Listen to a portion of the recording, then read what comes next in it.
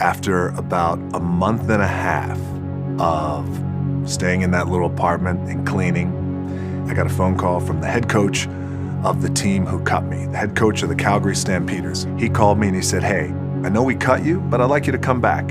I said, "Okay, I appreciate that, coach. Thank you very much. I'll think about it." And he said, "Okay, great." I hung up the phone and my dad said, "You're gonna do it, right?" I said, "No, I don't think so.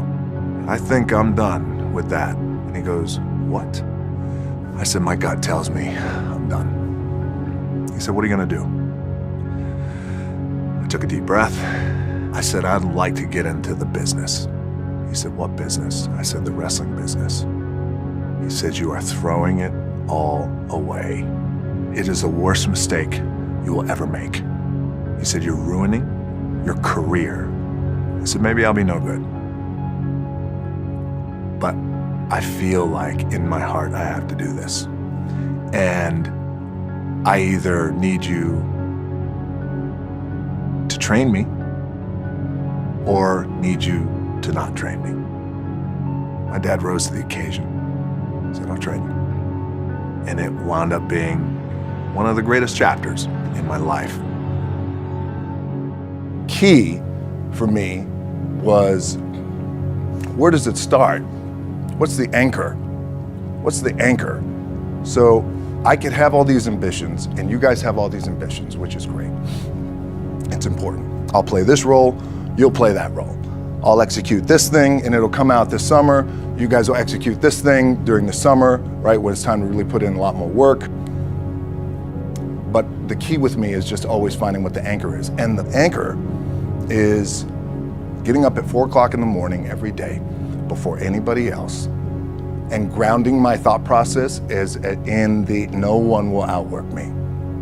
No one. I love and I respect you guys.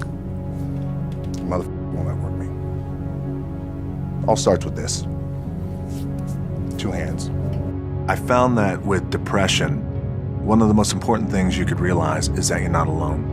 You're not the first to go through it. You're not gonna be the last to go through it. And oftentimes it happens. You feel like you're alone and you feel like it's only you and you're in your bubble and I wish I had someone at that time who could just pull me aside and, "Hey, it's gonna be okay. It'll be okay." So I wish I knew that. Just gotta remember, hold on to that fundamental quality of faith. Have faith that on the other side of your pain is something good.